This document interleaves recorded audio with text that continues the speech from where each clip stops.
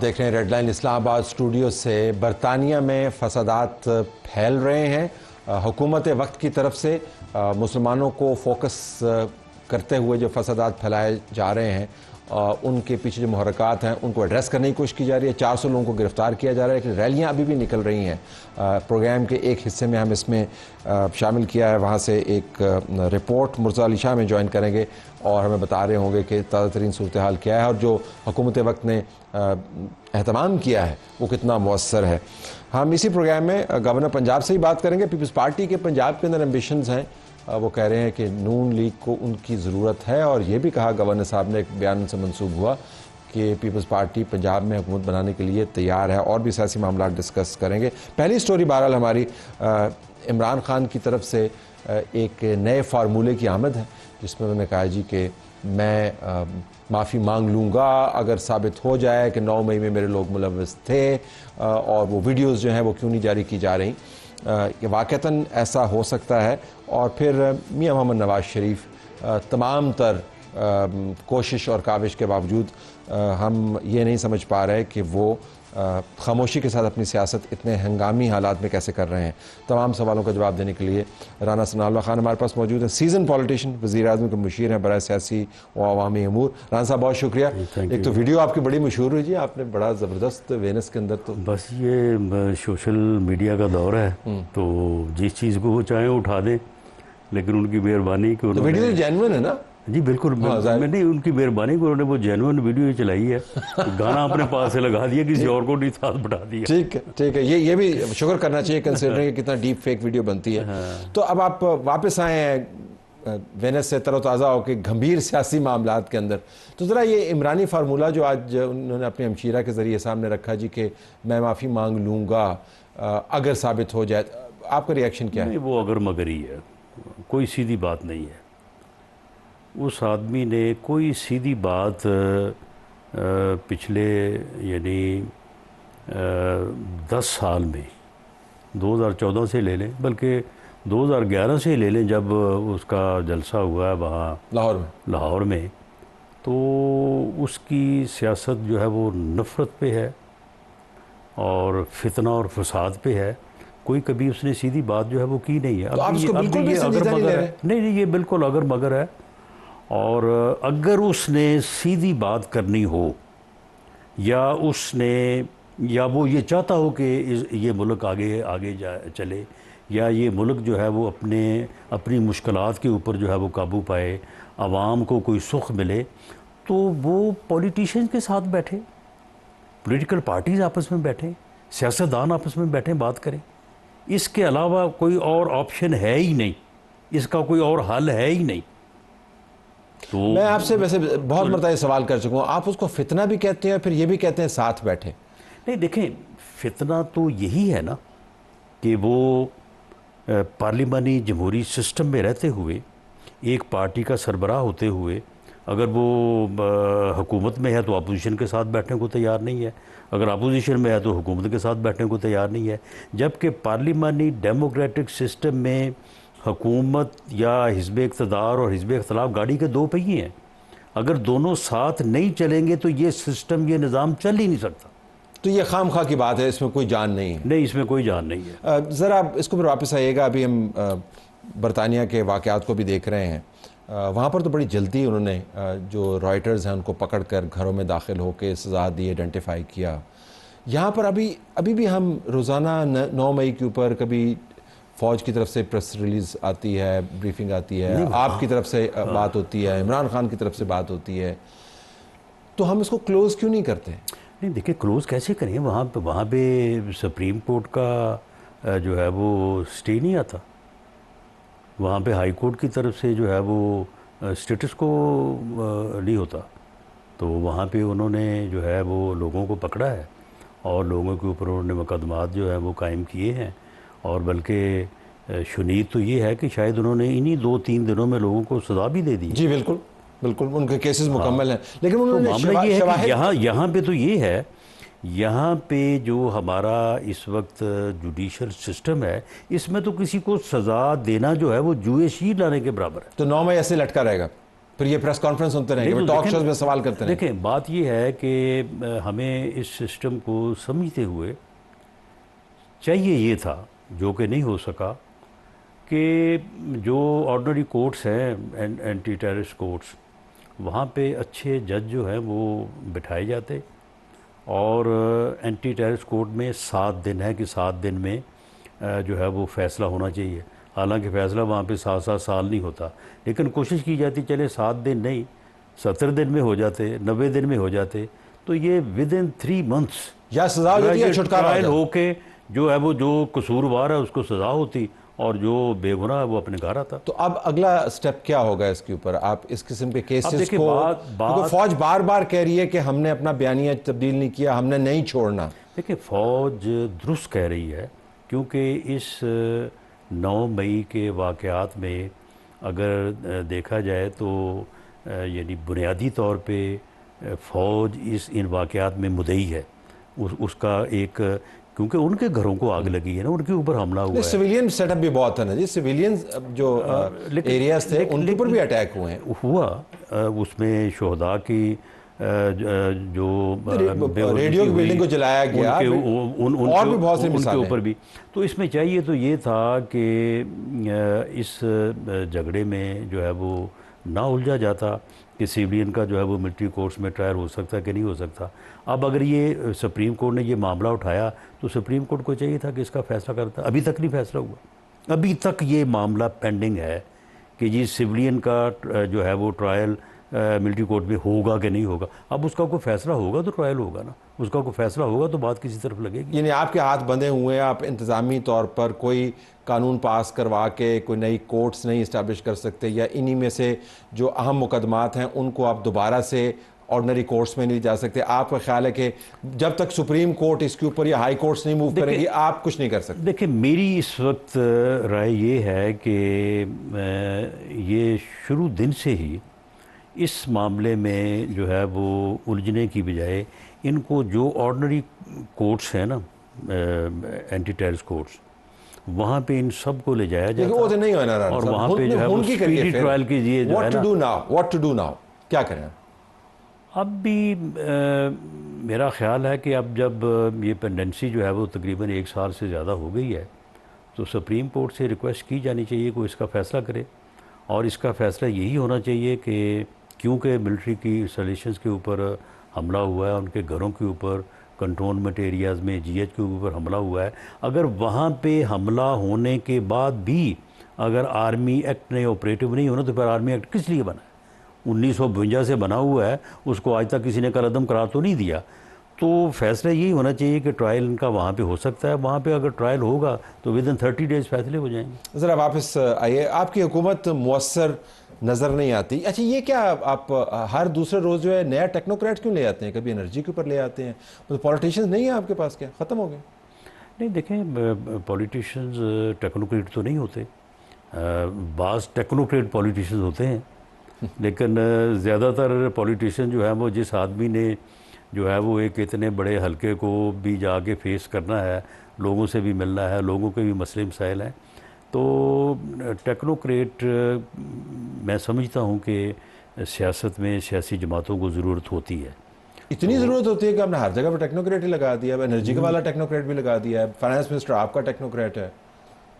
नहीं, एनर्जी में अभी मोहम्मद अली साहब को इंडक्ट नहीं किया आपने, वो टेक्नोक्रेट ही है ना, वो ज़ाहिर है, वो इंटरिम के वो थे मिनिस्टर। और लेकिन चले, मेरा ख्याल है कि अगर वो वहाँ पे कोई बेहतर काम कर सकते हैं तो इससे तो कोई हर्ज बात मेरे ज़हन में इस वजह से पूछ रहा हूँ कि फिच की रिपोर्ट के अंदर उन्होंने कहा जी कि अगर ये निज़ाम गिरता है ना तो मिलिट्री बैक टेक्नोक्रेट्स की हुकूमत होगी। तो मुझे लगता है बहुत सारे टेक्नोक्रेट्स इकट्ठे हो रहे हैं, बस सिर्फ गिरने का इंतजार कर रहे हैं।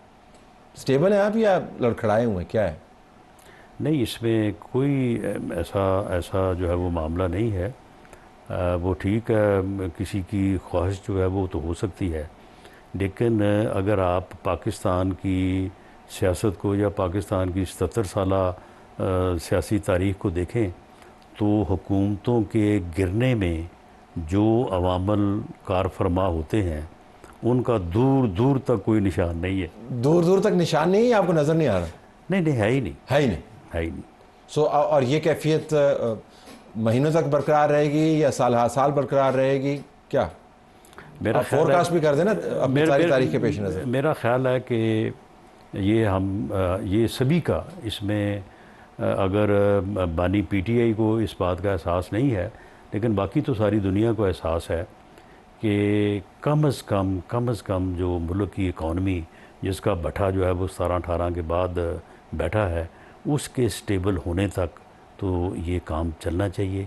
वरना अगर अब आके ये बात इस तरह से हुई ना, तो फिर शायद ना समझ हाथ से निकल जाएगी बात। सो ये मजबूरी है कि मुआशी तौर पर स्टेबल होने के लिए आपको जो सियासी निज़ाम है उसका तसलसल चाहिए, 5 साल मुकम्मल होने चाहिए, बड़ा ज़रूरी है। मियाँ नवाज शरीफ 5 साल मुकम्मल होने के बाद बोलेंगे या क्या, उनका क्या प्लान है? आप तो बड़े करीब उनसे बात करते हैं। नहीं देखें, मियाँ नवाज शरीफ साहब बड़े ज़ीरक और मेरा ख्याल है कि इस वक्त सबसे ज़्यादा यानी तजर्बाकार या जो है वो यानी सीनियर सियासतदान हैं।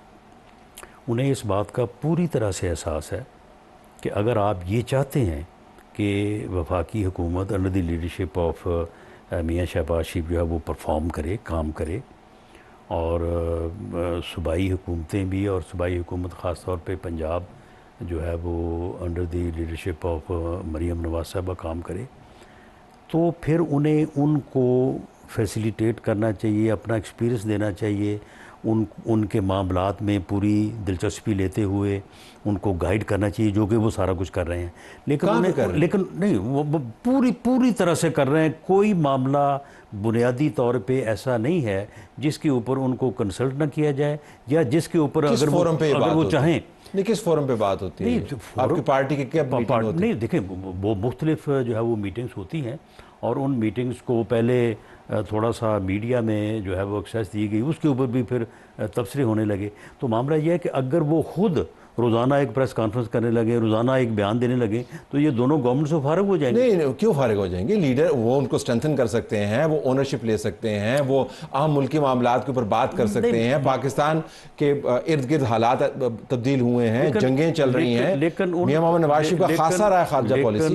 उनका ये फैसला या उनकी ये सोच है, जो कि मैं भी समझता हूँ कि ये दुरुस्त है, कि ये बात जो है ये वज़ीर आज़म करे, वज़ीर आला करे, वो दोनों गवर्नमेंट्स को लीड कर रहे हैं, और वो कर भी रहे हैं। क्या कर रहे हैं? यानी अपनी गवर्नमेंट्स के मुतल्लिक हर बात वो करते हैं कि हम ये कर रहे हैं।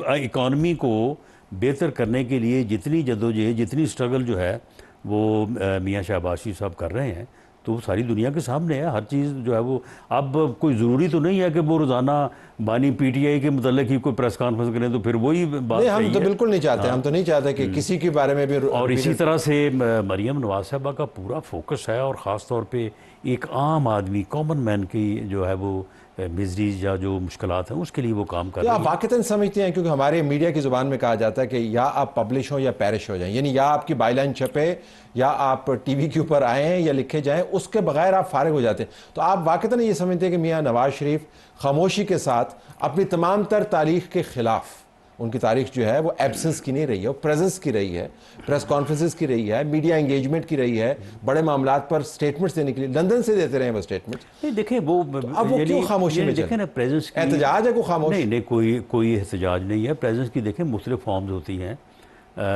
प्रेजेंस की एक फॉर्म ये भी है कि वो अपनी पार्टी के ज़रिए से, अपना वज़ीर आज़म के ज़रिए से, पंजाब गवर्नमेंट के ज़रिए से जो है वो पूरी तरह से जो है वो सामने है। ज़रूरी तो नहीं है कि वो खुद ही रोज़ बैठे और रोज़ एक प्रेस कॉन्फ्रेंस करें। तो लीडर को खुद ही बैठना होता है ना जी, आपके बिहाफ पे तो कोई नहीं खेलता नहीं, आपको खुद ही खेलना होता है। नहीं देखें, मामला ये है कि इस वक्त मुल्क को जिस चीज़ की अशद ज़रूरत है, या मुल्क जिस मुश्किल में है, जो बात उन्होंने 21 अक्टूबर को की थी। 21 अक्टूबर सन कौन सा था? 21 अक्टूबर 2023 में, जब जिस दिन वो अब देखें, आप 2023 21 अक्टूबर की मिसाल दे रहे हैं मियां नवाज। इतना अरसा हो गया उनको बोले हुए। ना सुन लें, वो मिसाल जो दी है ना, वो तो 1 साल बाद भी वही मिसाल होगी, 2 साल बाद भी वही मिसाल। तो बोले नहीं, उस उन्होंने ये कहा कि इस वक्त मुल्क जिन मुश्किलात में है, इसका एक ही हल, उन्होंने कहा कि मेरी 40 साला सियासी ज़िंदगी का ये निचोड़ है कि सबको, तमाम पॉलिटिकल पार्टीज़ को, पॉलिटिशियंस को, बल्कि उन्होंने सब में तो दूसरे अदारों को भी शामिल किया, कि सबको सर जोड़ के बैठना होगा। अब सब सारे सर जोड़ने पे रजामंद हो जाएं, वो बैठ जाएंगे। कितनी ज़बरदस्त आपने बात की। यही वो मौका है जहां पर वो अपनी दानिशमंदी, तजर्बा जिसके आप मोतरफ हैं, उसको बरूएकार ला सकते हैं। मौलाना फजल रहमान के साथ ताल्लुकात बहुत अच्छे हैं, महमूद खान अचकज़ई के साथ ताल्लुकात बहुत अच्छे हैं उनके, आसिफ अली ज़रदारी साहब के साथ ताल्लुकात बहुत अच्छे हैं। इनफैक्ट आसिफ अली ज़रदारी साहब के आपके प्राइम मिनिस्टर के साथ ताल्लुकात की तारीख अच्छी नहीं है, अभी तो ज़्यादा अच्छे होंगे, वो सदर हैं। MKM के साथ उनके ताल्लुकात बहुत अच्छे हैं। इमरान खान के घर वो अच्छे वक्तों में खुद जा चुके हैं। उनका एक बहुत बड़ा रोल है। Why does he not play that role? किसका इंतजार कर रहे हैं?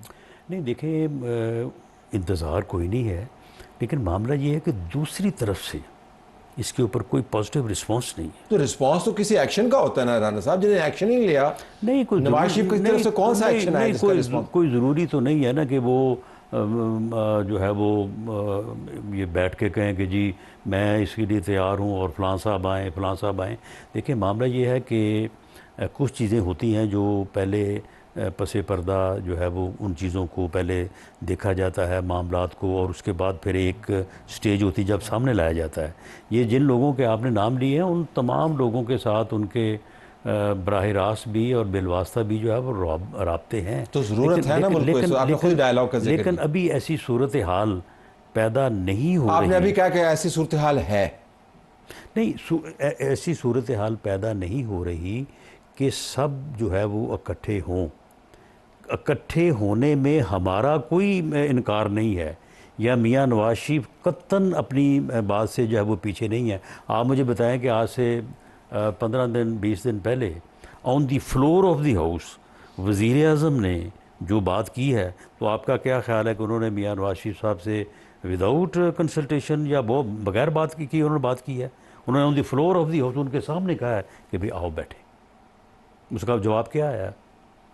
तो मियां नवाज शरीफ ने खुद नहीं कहना, तो बजरिया शहबाज शरीफ के अलवान है। नहीं, वो इसरार नहीं करना चाह रहे, बात ये है कि अगर मुझे ये मालूम हो कि अगर मैंने आपको दावत देनी है बात करने की या अपने यहाँ बुलाने की या आपके यहाँ आने की, तो मैं पहले थोड़ा बहुत अंदाज़ा तो करूँगा ना आपका रिस्पॉन्स क्या होगा। तो फिर अगर ऐसा हो, अगर ये अंदाज़ा हो जाए, तो ऐसी बात नहीं है कि मियाँ शहबाज शरीफ साहब के ज़रिए वो खुद भी कर सकते हैं। बिल्कुल। आखिर में जुडिशरी आपने कानून पास करवा दिया और अब हेड ऑन कलूजन है जुडिशरी के साथ? नहीं, कोई हेड ऑन ज़ाहिर है वो उसके ऊपर जजेस क्या कहेंगे कि आपने फैसले को इम्प्लीमेंट ना करवाने का एहतमाम जो बजरिया पार्लियामेंट करवाया है, उसके ऊपर खुश होंगे जज साहबान? नहीं, आप मुझे बताएं कि जजेस के पास ये इख्तियार कहाँ से आया है कि वो आइन को जो है वो सस्पेंड कर दें? आइन किसने सस्पेंड किया? तो वो सुप्रीम कोर्ट के जजेस कह रहे हैं।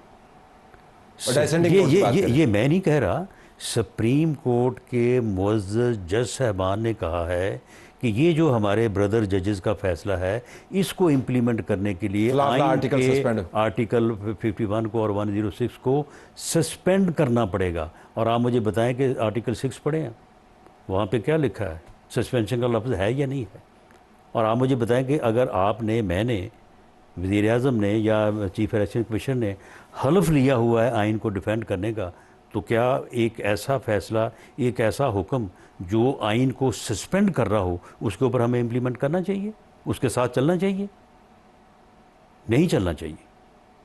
तो आपकी तशरीह में 8 रुकनी जज साहबान ने जो फ़ैसला दिया है, वो डिसेंटिंग नोट की रोशनी में आर्टिकल 6 के इतलाक़ का बायस बन सकता है, उनकी डिसेंटिंग नोट की रोशनी में? जो दूसरे जज साहबान ने उन्होंने देखें, वो भी तो आखिर सुप्रीम कोर्ट के जजेस हैं ना। उन्होंने वैसे तो खैर आप आर्टिकल 51 पढ़ लें और उसके बाद फैसला पढ़ लें, कोई शुबा नहीं रह जाएगा। एक आम आदमी जो है वो दोनों को सामने रख के पढ़े तो वो भी यही कहेगा कि ये it amounts to suspend the article 51 of the constitution. ये आप सब बातें करें, लेकिन आप समझ नहीं रहे कि टकराव की तरफ जा रहे हैं।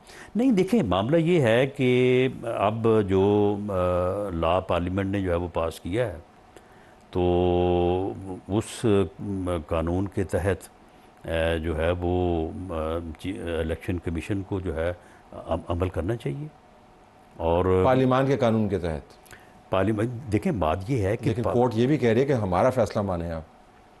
तो आपने इलेक्शन कमीशन को मुश्किल में डाल दिया। नहीं, इसमें उनका फैसला किसी और तरफ जा रहा है, आपका कानून किसी और तरफ जा रहा है। सुप्रीम कोर्ट का फैसला है कि कोई ऐसा हुक्म, कोई ऐसा कानून अगर वो आइन के ख़िलाफ़ हो तो उसके ऊपर अमल नहीं होना चाहिए। ये भी सुप्रीम कोर्ट का हुक्म है।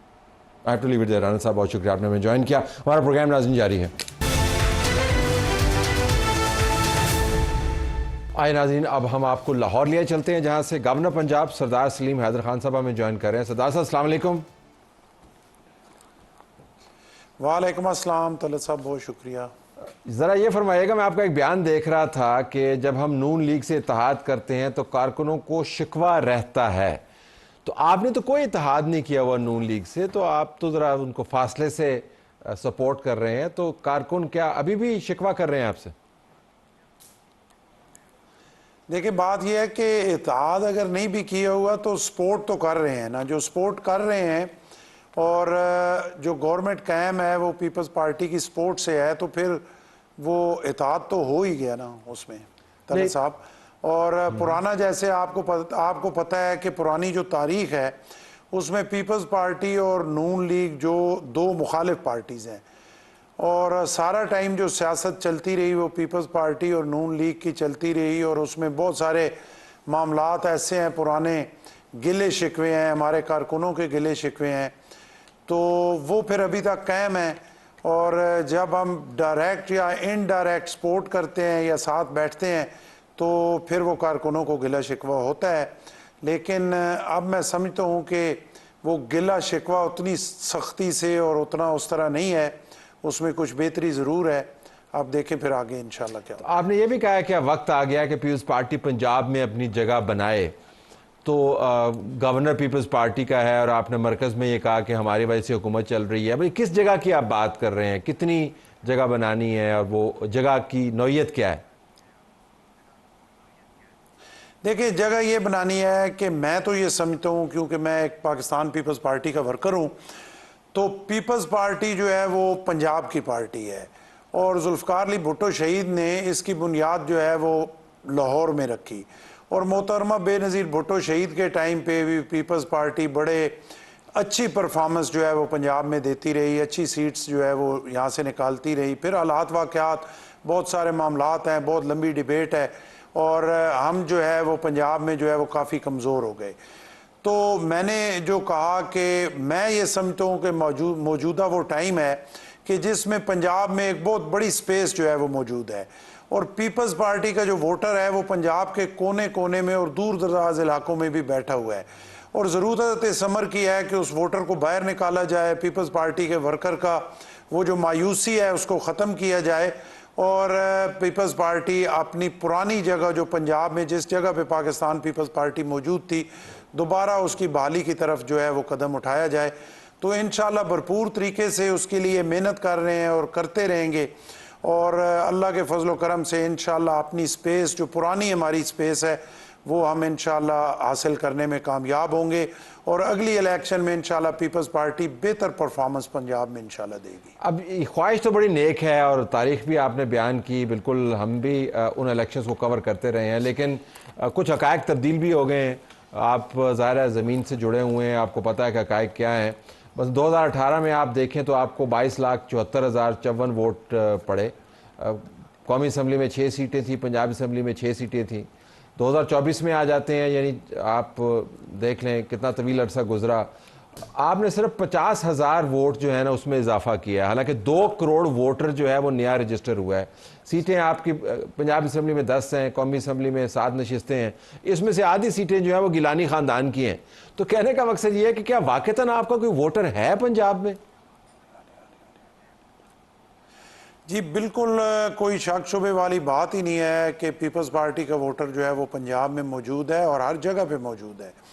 जैसे मैंने आपको पहले कहा कि उसको मायूसी से निकालना है और उसको उसी तरह उसी जोश और जज्बे के साथ जैसे वो पीपल्स पार्टी के लिए काम करता था, दोबारा से उसे उस जगह पे लेके आना है कि वो उसी मेहनत के साथ, उसी जोश के साथ, उसी जज्बे के साथ मैदान में निकले और अपनी पार्टी की कैंपेन भी चलाए और इलेक्शन वाले दिन को जो है वो मैनेज भी करे।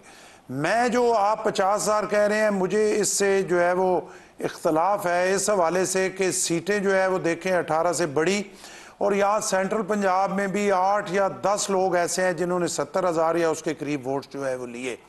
तो 2024 में जो है वो पीपल्स पार्टी बेहतरी की तरफ आई, और मुझे ये भी बिल्कुल गिला है, और मैंने इस पे प्रेस कॉन्फ्रेंस भी की कि पीपल्स पार्टी के वोट्स जो हैं वो कैंडिडेट्स के वोट हमेशा कम शो किए गए, 13 में भी, 18 में भी और 24 में भी, और इसके सबूत मेरे पास मौजूद हैं।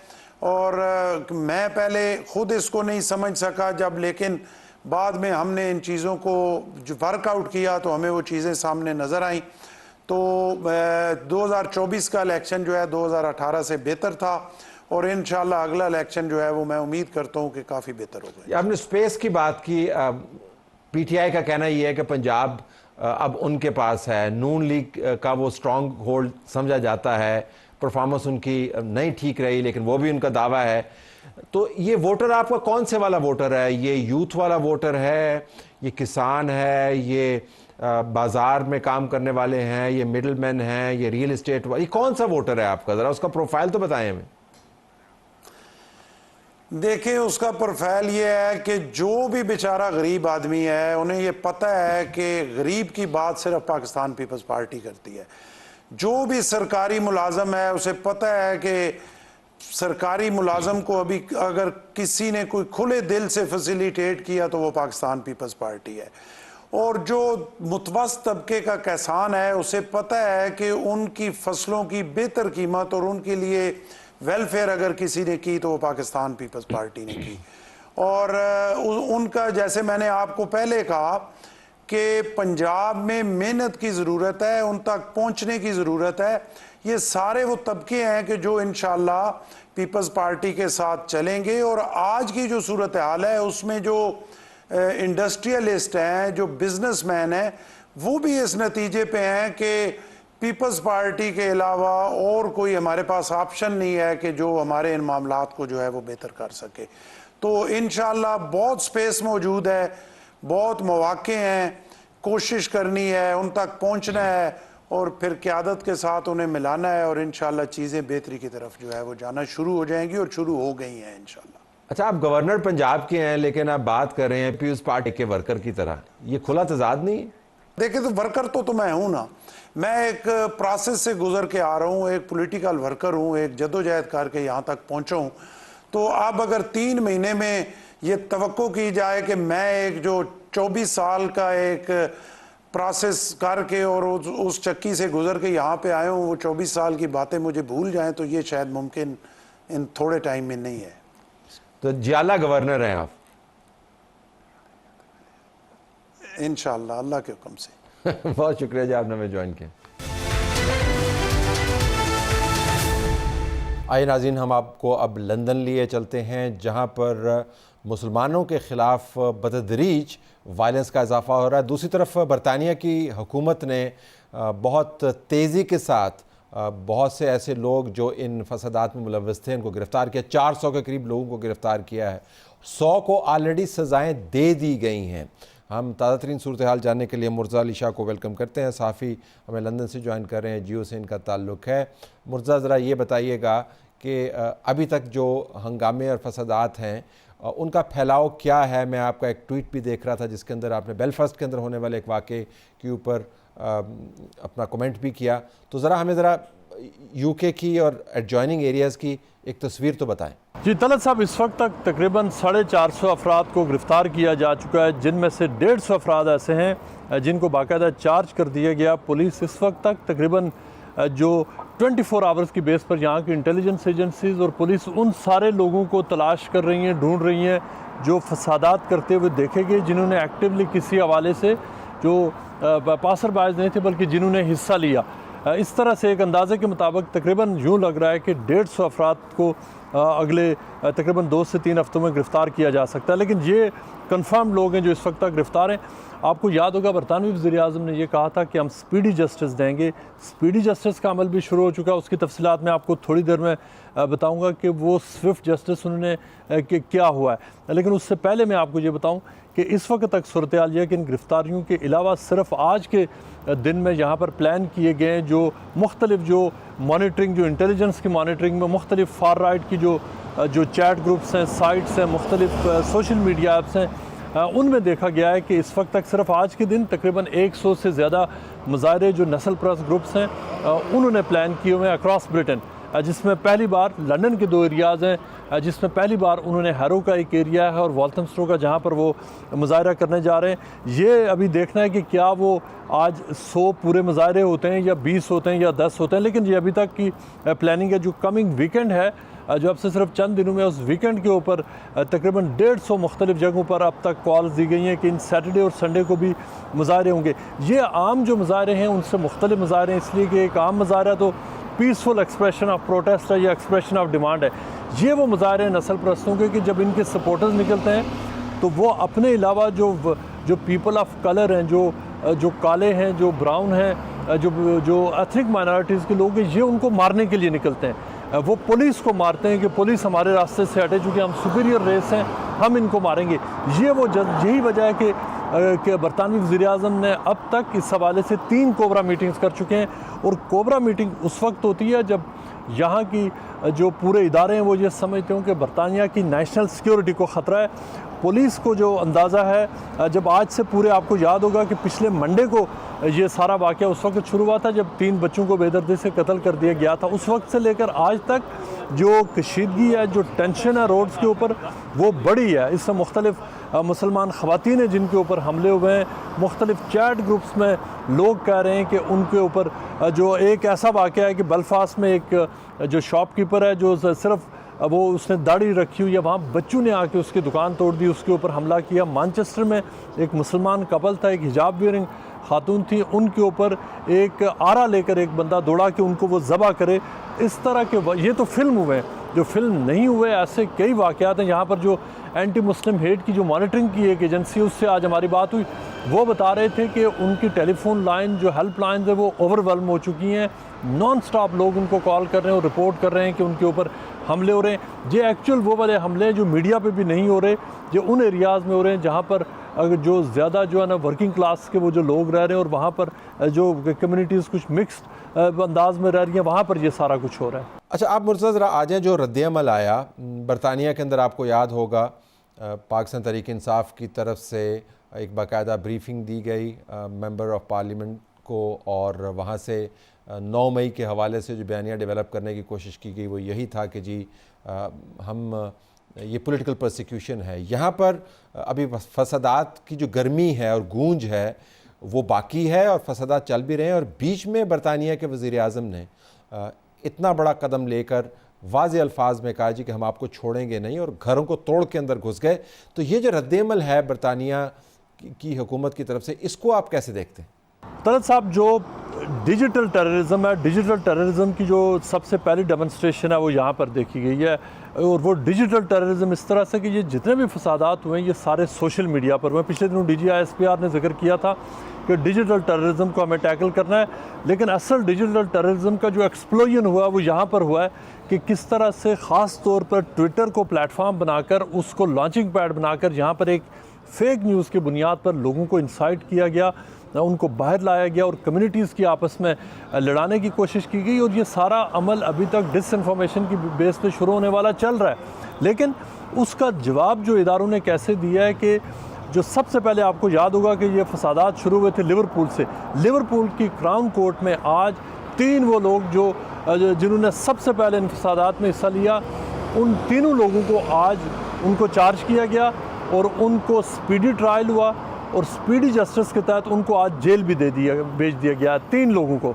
उसके अलावा 150 लोगों को अभी तक चार्ज किया गया है, बहुत सारे और लोग भी चार्ज होंगे, उनको भी अगले 2 से 3 दिनों में जेल भेज दिया जाएगा। जो 400 लोग गिरफ्तार हुए उनके केसेस इन प्रोसेस हैं, उनकी अक्सरियत है, उनको भी चार्ज करके जेल भेज दिया जाएगा। 3 लोगों को, उनमें से जो सबसे कम उम्र लड़का था जिसने एक पुलिस वाले को मुक्का मारा था, उसको 20 महीने की मिली है सज़ा, बाज़ को 30 महीनों की और बाज़ को 24 महीनों की, यानी 2, 2.5 से 3 साल तक के लिए उनको जेलों में भेज दिया जा चुका है। स्विफ्ट जस्टिस जिसका वादा किया था प्राइम मिनिस्टर ने, वो प्रोसेस शुरू हो चुका है। लोगों की बहुत बड़े पैमाने पर प्रोफाइलिंग हो रही है, दिन रात यहाँ पर रेड्स हो रहे हैं, नए से नए लोग आइडेंटिफाई हो रहे हैं, लोग एक दूसरे को आइडेंटिफाई कर रहे हैं जो फार राइट ग्रुप्स हैं, जो एंटी फाशिस्ट ग्रुप है, एंटी फाशिज्म ग्रुप, वो लोगों को आइडेंटिफाई कर रहे हैं। लिहाजा ये अमल तेज़ी से जारी है। ये लग रहा है कि अगले तकरीबन 1 से 1.5 महीने तक ये काम चलता रहेगा और उसमें अब तक जिस लेवल के जो वायलेंस हुआ है, लग रहा है कि तकरीबन 1000 से आसानी से ज़ायद ऐसे लोग होंगे जिनको सज़ाएं मिलेंगी। आपको याद होगा 2011 में भी रेशल राइट्स हुए थे, जब एक ब्लैक नौजवान को जहाँ पर कत्ल कर दिया था। पुलिस ने उस वक्त 2000 ब्लैक नौजवानों को पुलिस ने जेल में भेजा था कि उन्होंने राइट्स किए हैं। अब की बात जो राइट्स हुए ये उससे ज़्यादा हुए हैं, लेकिन उसमें जो इदारे हैं वो फुल फ्लेज्ड वो अपना उसको रिस्पॉन्ड कर रहे हैं, चूँकि उसको वो समझा जा रहा है कि ये बरतानिया की नेशनल सिक्योरिटी को ख़तरा है। अब बिल्कुल आखिर में अगर आप बताएं what is next. Last time मैंने आपसे बात की थी और मैंने आपसे यही सवाल किया था कि वहाँ की जो मुस्लिम कम्युनिटी है, पाकिस्तानी कम्युनिटी है, दूसरे मुसलमान लोग जो बसते हैं, वो इन फैलते हुए हंगामों को जो सज़ाओं के बावजूद रुक नहीं रहे, कैसे देखते हैं? तलत साहब, ये जो ग्रुप्स हैं, फार राइट ग्रुप्स हैं, देखें इनका यूँ तो टारगेट सारे ये एंटी इमिग्रेशन है, विच मीन्स कि ये गोरों के अलावा जितने भी इमिग्रेंट्स हैं, चाहे वो अरब्स हैं, एशियंस हैं, किसी यूरोपियन, उन सब के ख़िलाफ़ है।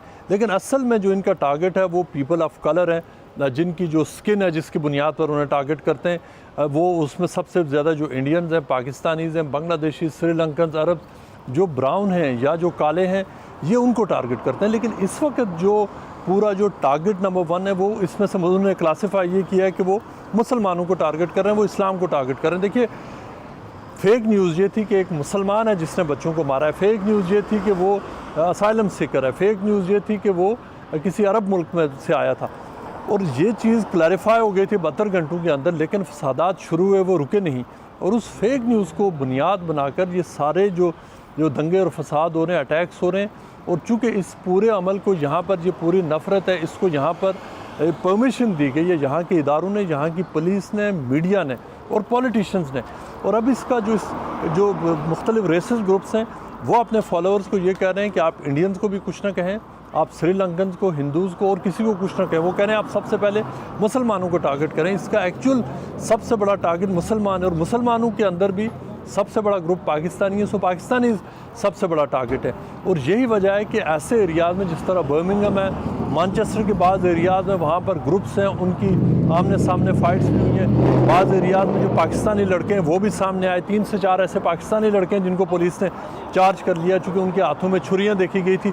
सो हालात इस हद तक कशीदा हैं, जो गिरफ्तारियाँ हुई हैं उसकी वजह से, और जो लोगों को सज़ाएँ हो रही हैं उसकी वजह से कुछ हालात काबू में आए हैं। लेकिन ख़तरा बहुत ज़्यादा मौजूद है, इसलिए कि रोज़ाना की बुनियाद पर अब लोग निकल रहे हैं, और वो सारे इंस्पायर हुए हैं ख़ास तौर पर ट्विटर से। और एलन मस्क का वो सारी जो लाकानूनियत हो रही है उसका सबसे बड़ा एम्बेसडर बन के आया, वो इन चीज़ों को डिफेंड कर रहा है। और वो मुसलमानों के बाद जिनकी यहाँ पर पाकिस्तानियों की जो कन्विक्शन हुई थी मुख्तलिफ जराइम में, वो उनकी तस्वीरें अपने लगा रहा है, और वो इस पूरे अमल का हिस्सा बना हुआ है। तो ये पूरा इस वक्त एक केओटिक सिचुएशन है बरतानिया में, और ख़ास तौर पर इसमें उन एरियाज़ में कि लंदन के बाहर के एरियाज़ जहाँ पर वर्किंग क्लास जो इंग्लिश कम्युनिटीज़ रहती हैं, और वहाँ पर ही वर्किंग क्लास जो एथनिक माइनॉरिटीज़ के लोग हैं, वहाँ पर हालात बहुत ज़्यादा ख़राब है। जी मुर्तज़ा, बहुत शुक्रिया, आपने हमें ज्वाइन किया।